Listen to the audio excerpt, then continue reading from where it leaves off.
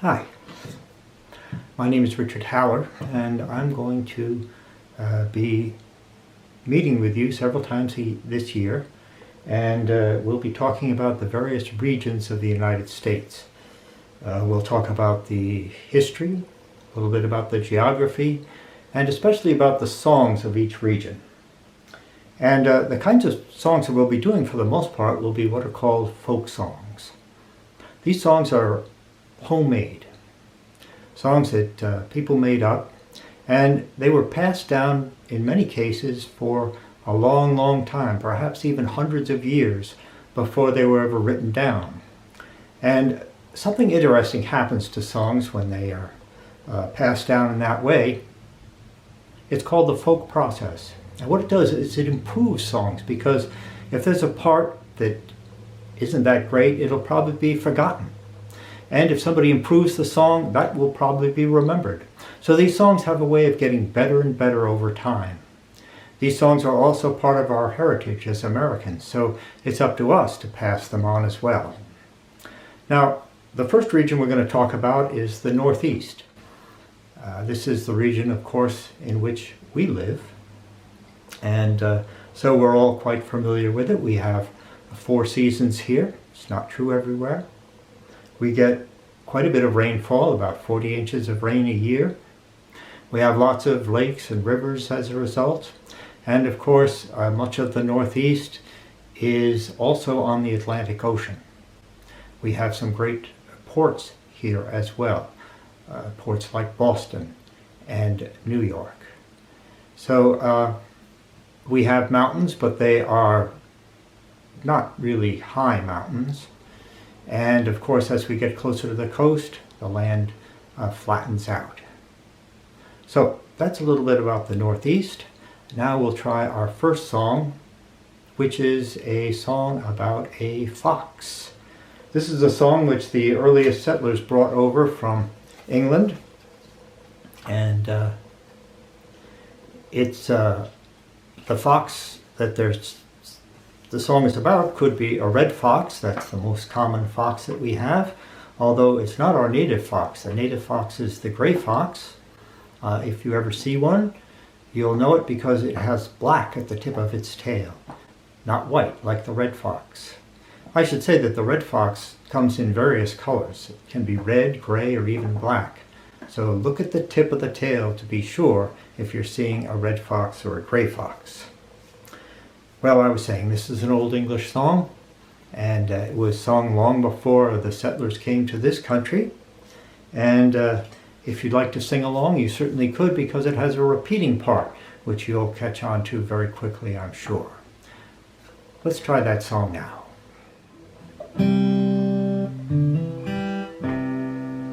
Well, the fox went out on a chilly night, prayed for the moon to give him light. Many a mile to go that night before he reached the town, oh, town, oh, town, oh. He'd many a mile to go that night before he reached the town, oh. Well, he ran till he came to a great big pen. The ducks and the geese were there put in. Said, a couple of here gonna grease my chin before I leave this town, oh, town, oh, town, oh. Couple of you gonna grease my chin before I leave this town, oh. Well, he grabbed a gray goose by the neck, slung a duck across his back. He didn't mind a quack, quack, quack, or the legs all dangling down, oh, down, oh, down, oh. Well, he didn't mind a quack, quack, quack, or the legs all dangling down, oh. Then old Mother Flipper Flopper jumped out of bed. She ran to the window and she popped her head, crying, John, John, the gray goose is gone, the fox is on the town, oh, town, oh, town, oh. Crying, John, John, the gray goose is gone, the fox is on the town, oh. Then Johnny ran to the top of the hill. He blowed his horn both loud and shrill. The fox, he says, that's fine music still, I'd better be off to my den, oh, den, oh, den, oh. The fox, he says, that's fine music still, I'd better be off to my den, oh. Well, he ran till he came to his cozy den. There was little ones 8, 9, 10, and they says, Daddy, better go back again. It must be a mighty fine town, oh, town, oh, town, oh. They says, Daddy, better go back again, 'cause it must be a mighty fine town, oh. Then the fox and his wife, without any strife, cut up the goose with a fork and knife. They never had such a supper in their life, and the little ones chewed on the bones, oh, bones, oh, bones, oh. They never had such a supper in their life, and the little ones chewed on the bones, oh. Now that song comes from a time when most people were making their living as farmers. Our next song is called The Island Queen. This song comes from the time of the American Revolution. And the story behind it is this. In 1767, the Townshend Acts were passed in England, because at this time there was no United States. America belonged to England. And the Townshend Acts put taxes on many, many things. And the people in America were used to paying taxes, but they always voted on the taxes themselves at town meeting.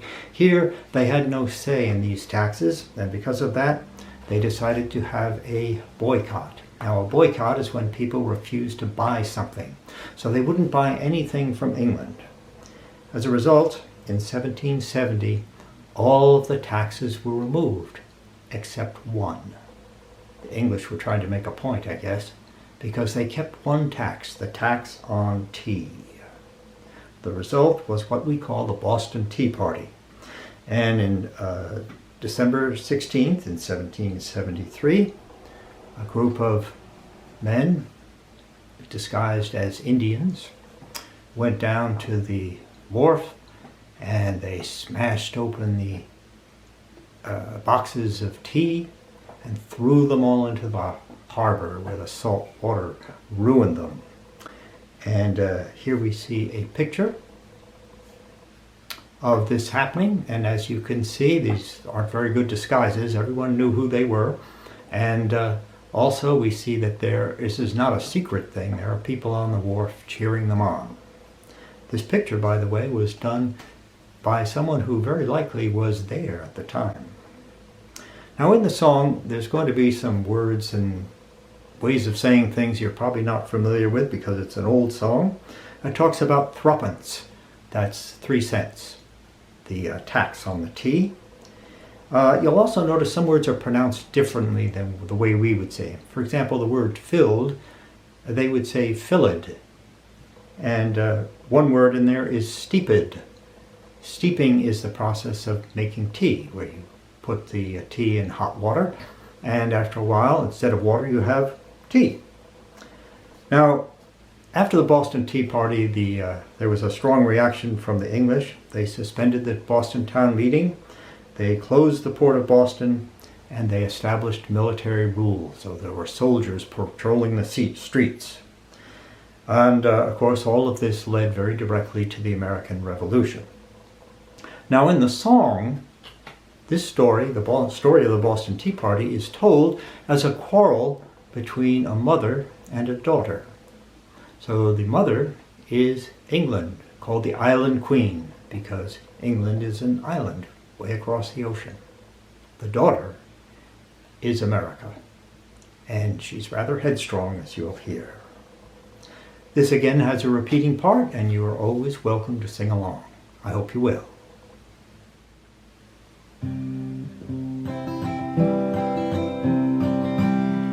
There was a rich lady lived over the sea, and she was an island queen. Her daughter lived off in a new country, with an ocean of water between, with an ocean of water between. The old lady's pockets were filled with gold, but never contented was she. So she ordered her daughter to pay her a tax of threepence a pound on the tea, of threepence a pound on the tea. Oh mother, Dear mother, the daughter replied, I'll not do the thing that you ask. I'm willing to pay a fair price for the tea, but never a thruppenny tax. No, never a thruppenny tax. You shall, cried the mother, and reddened with rage, for you're my own daughter, you see. And it's only proper that daughters should pay their mother a tax on the tea. Their mother a tax on the tea. She ordered her servant to be called up to wrap up a package of tea. And eager for threepence a pound she put in, enough for a large family, enough for a large family. The tea was delivered to the daughter's own home down by the ocean side. But the bouncing girl poured out every pound in the dark and boiling tide, in the dark and boiling tide. And then she cried out to the island queen, oh mother, dear mother, cried she, your tea you may have when 'tis steeped enough, but never a tax from me. No, never a tax from me.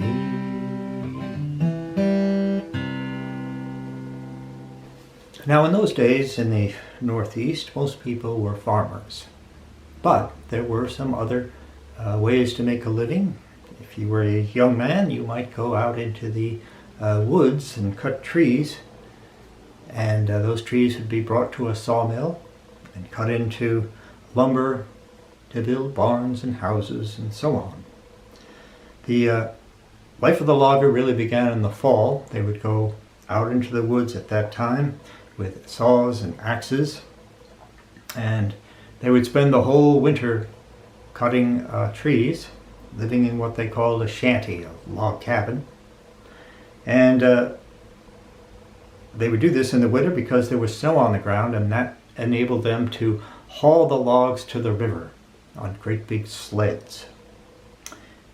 When spring came, they would roll the logs into the river, and that would be the way to get them to the sawmill.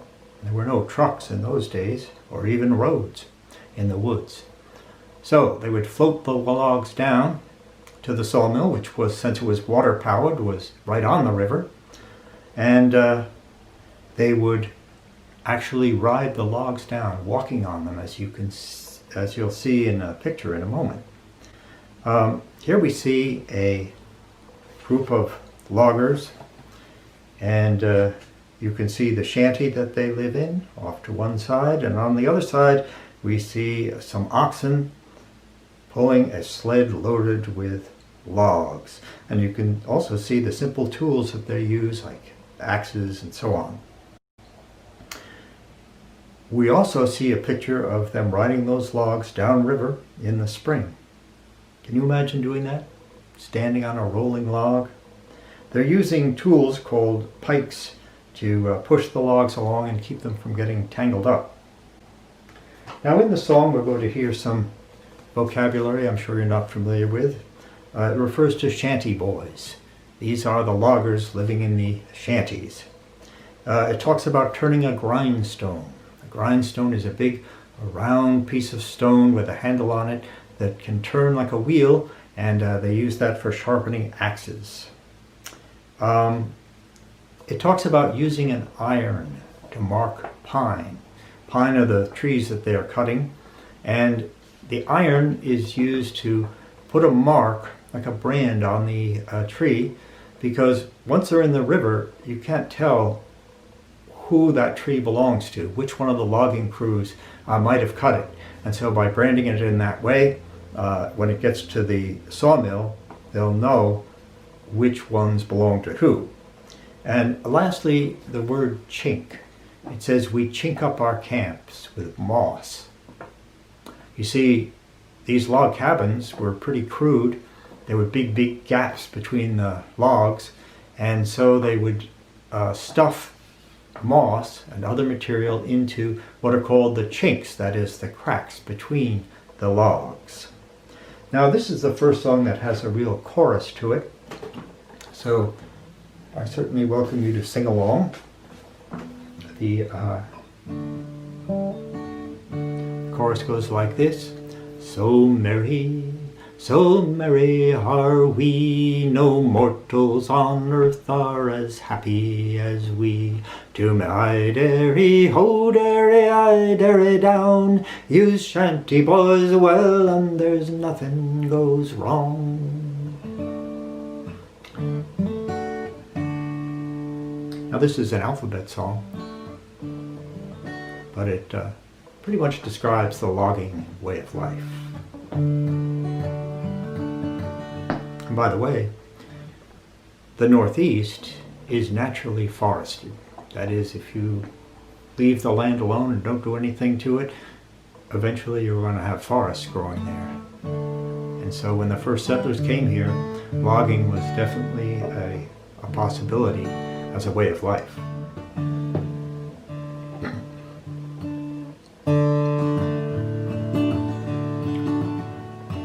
A is for axe, that we all know, and B is for boy who can use it also. C is for chopping where first to begin, and D is for danger we often fall in. So merry are we, no mortals on earth are as happy as we. To my derry ho, derry I, derry down, you shanty boys well, and there's nothing goes wrong. E is for echo that through the woods rang, and F is for foreman, the head of our gang. G is for grindstone at night we do turn, and H is for handle that's so smoothly worn. So merry are we, no mortals on earth are as happy as we.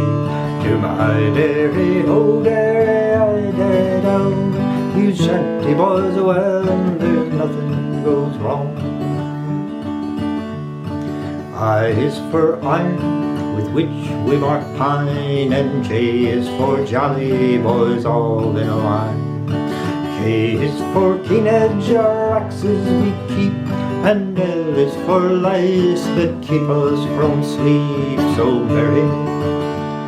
merry are we, no mortals on earth are as happy as we. To my derry ho, derry I, derry down, you shanty boys well, and there's nothing goes wrong. M is for moss, we chink up our caps, N is for needle for mending our pants. O is for howl, a hooting at night, and P is for pine that we always fall right. So merry are we, no mortals on earth are as happy as we. To my derry ho, derry I, derry down, you shanty boys well, and there's nothing goes wrong. Q is for quickness, we set ourselves to, and R is for river we haul our logs to. S is for sled that we haul our logs on, and T is for team that pulls them along.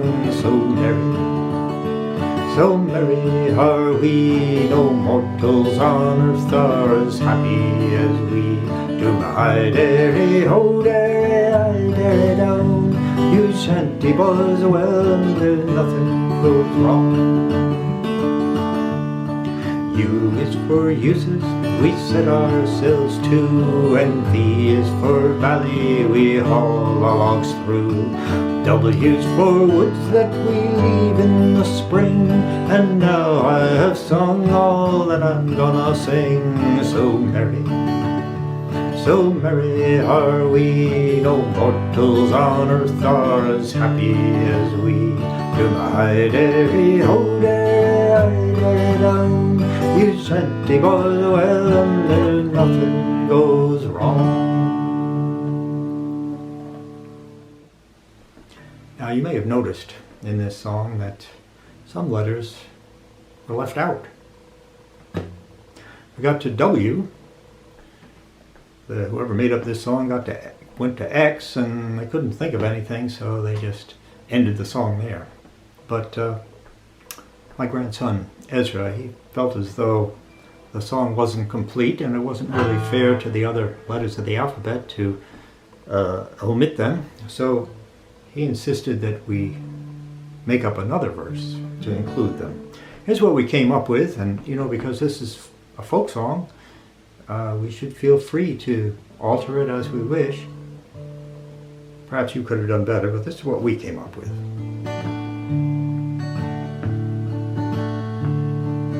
X is a letter with which we spell ox. Y is for yarn, for mending our socks. Z is for zipper, not invented yet. And that is the end of the alphabet. So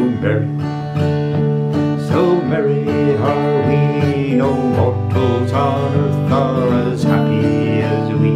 To my dairy ho, dairy dairy down, you shanty boys well, and there's nothing goes wrong.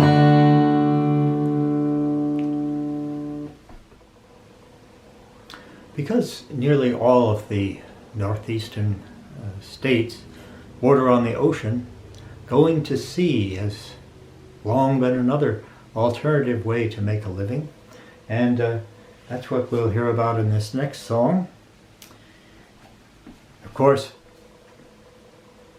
even today people go out and catch fish, lobsters and such from the ocean, and goods are shipped across the sea in the early days by sailing ships, and now by great cargo ships.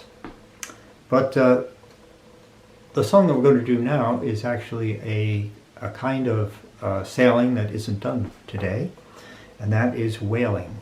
The practice of going out and catching whales for their blubber, that's the fat of the whale, which was then boiled down on board ship, and it was used for lamps to give light much brighter than a candle. We know exactly when this song takes place because the year is mentioned in it, 1824, and they are sailing to Greenland. Now, the way this worked was there would be a big ship.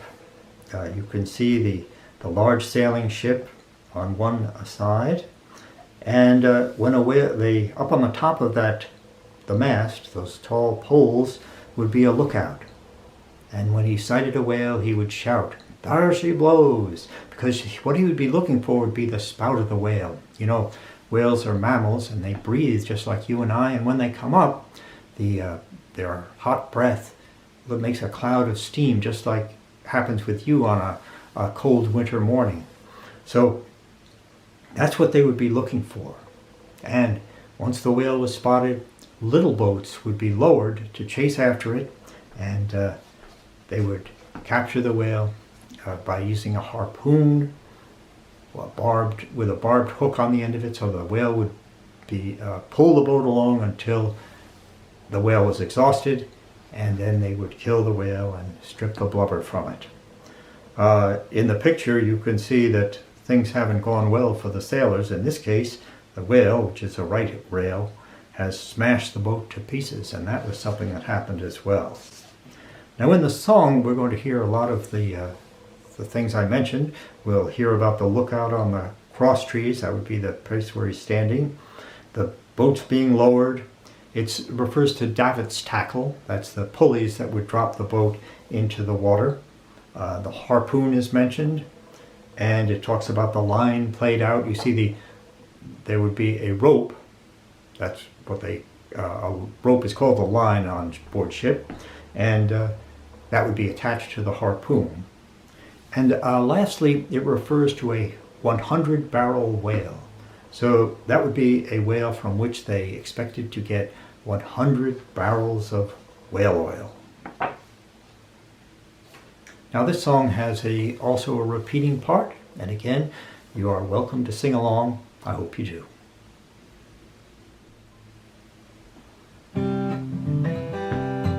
In 1824 of June, the 18th day, we hoisted our colours to the top of the mast, for Greenland bound away, brave boys, for Greenland bound away.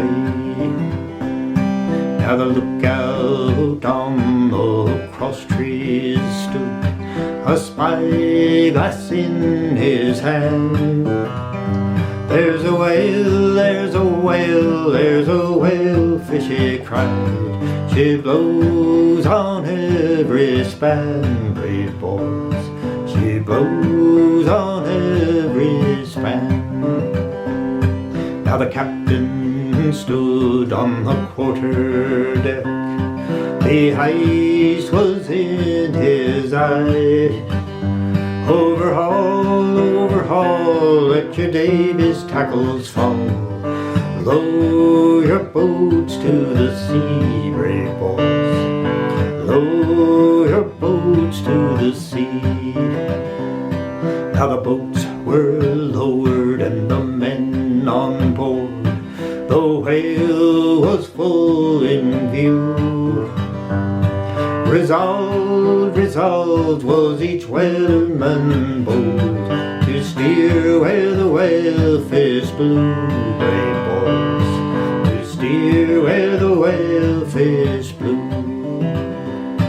Then the harpoon struck, the line played out, but she gave such a flourish with her tail that the boat capsized and we lost 4 men. We never caught that whale, brave boys. We never caught that whale. To lose those men, our captain said, it grieved his heart full sore. But oh, to lose that 100-barrel whale, it grieved him 10 times more, brave boys. It grieved him 10 times more. Up anchor now, our captain cried, the winter star does appear, and it's time to leave this icy place and for New England steer, brave boys, and for New England steer. Now Greenland is a dreadful place, a land that's never green, where there's ice and there's snow and the whalefishes blow, the daylight seldom seen, brave boys, the daylight seldom seen.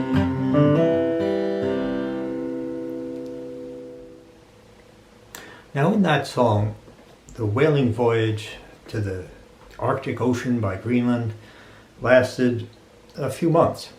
They left in the spring, came back in the fall, but after 30 or 40 years, the whales were almost gone from the Atlantic, and even today they are still endangered.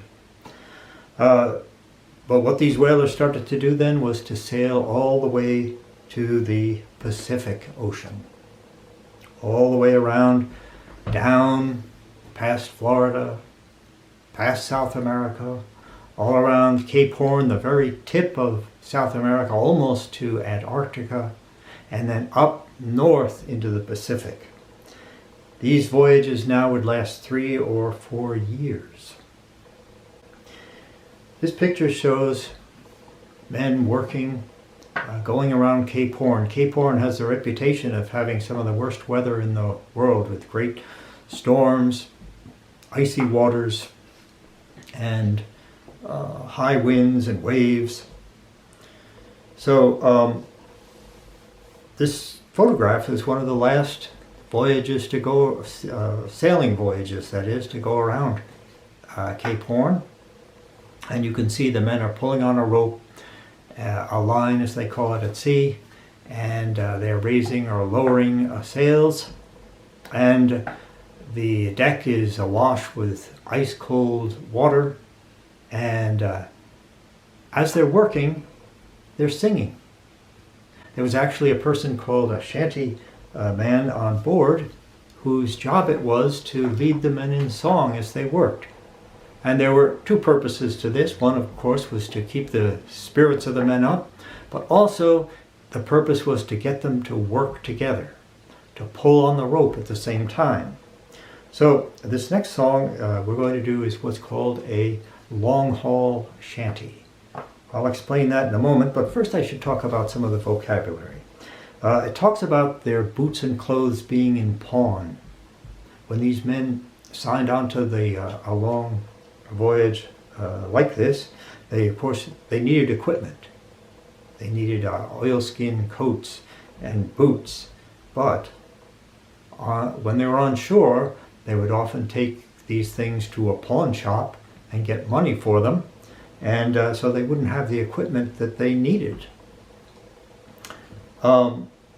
Because of this, they would be given an advance before they set sail so that they could get their things out of pawn or go or buy the equipment that they needed. And in the song it says it's a mighty drafty around Cape Horn. That's a kind of a joke, because a draft is just a little tiny breeze you could barely notice, but it certainly was more than that at Cape Horn. An interesting thing about the song is no one knows for sure what the chorus means. It refers to blood red roses. That might have been British soldiers on board that wore red uniforms. It might have been England, Ireland, Scotland, and Wales, whose symbol are the roses, but no one knows for certain. Now, as I was saying, this is a long haul shanty. So this is, we're pulling on a rope here, and just one pull isn't going to do it. What we're going to have to do here is pull, and then reach up the rope, and then pull again. Reach up the rope, pull again. You can't let go, because the rope will go flying off. The music fits this. Now, this song I'm not going to do with the guitar, because it certainly wouldn't have been done that way on board ship. And you can get a better idea, I think, of how this functions as a work song.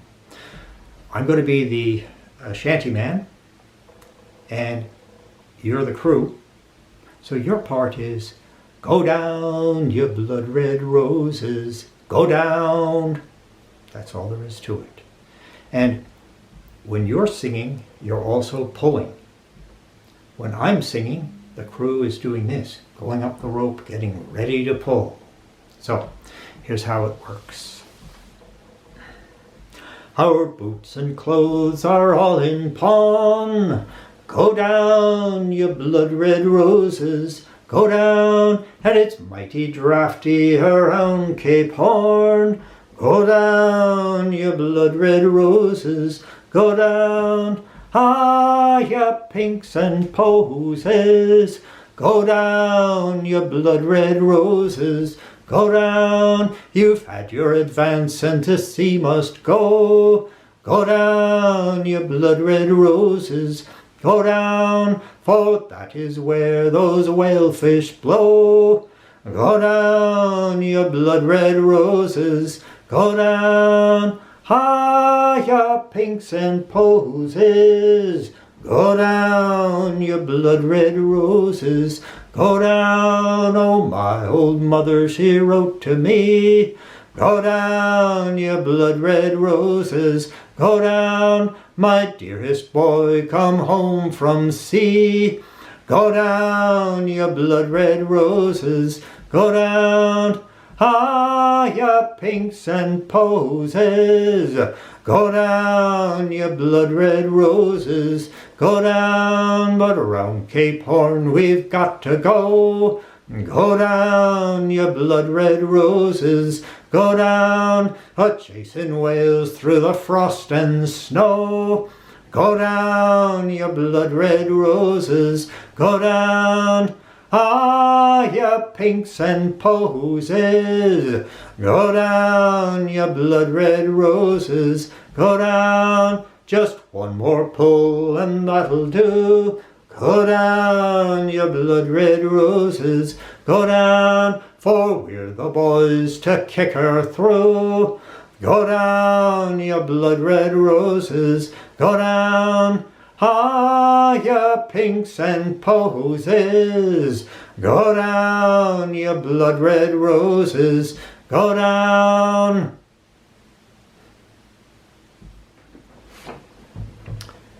We're going to do one more song, and this song comes from the Industrial Revolution, which began in the Northeast, in towns like Pawtucket and Lowell. And the Industrial Revolution is the beginning of the making of things in factories.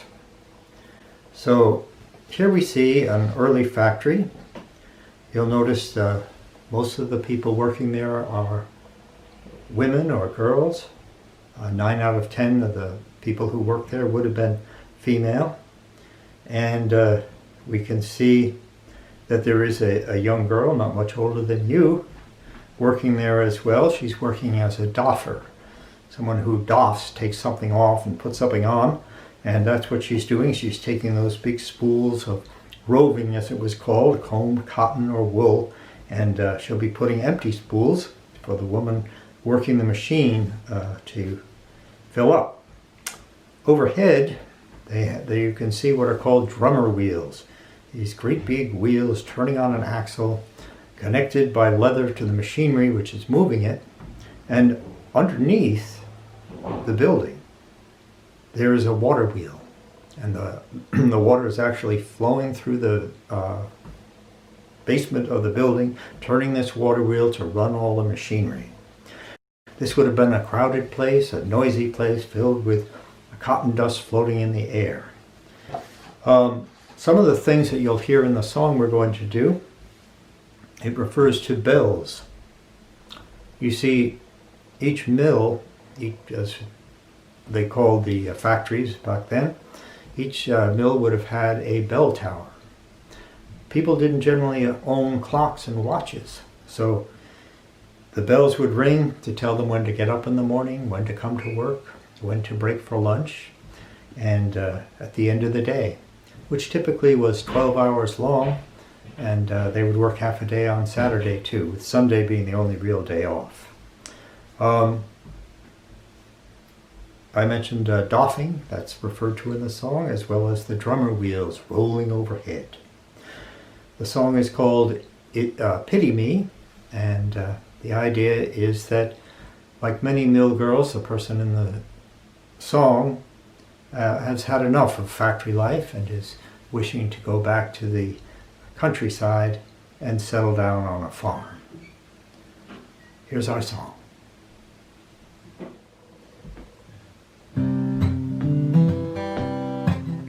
No more shall I work in the factory, greasy up my clothes. No more shall I work in the factory, the splinters all in my toes. It's pity me, my darling, it's pity me, I say.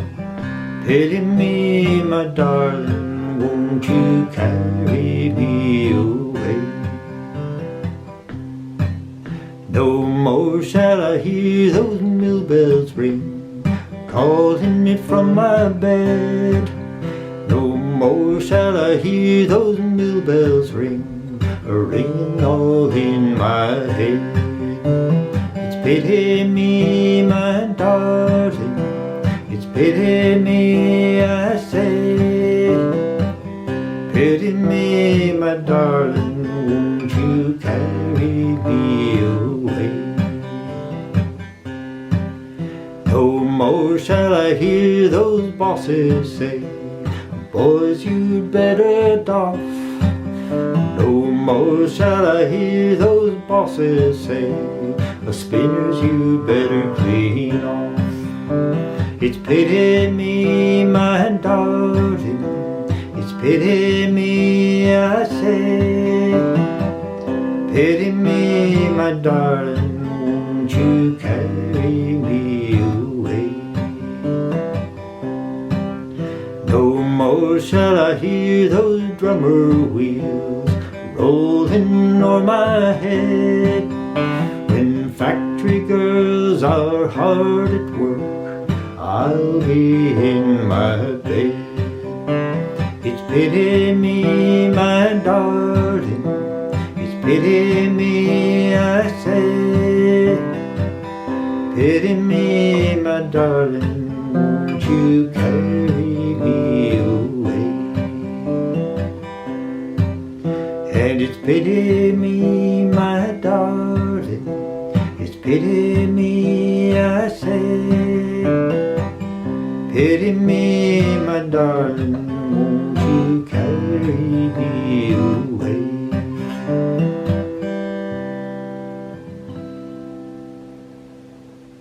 All right, I'll see you next time. So long.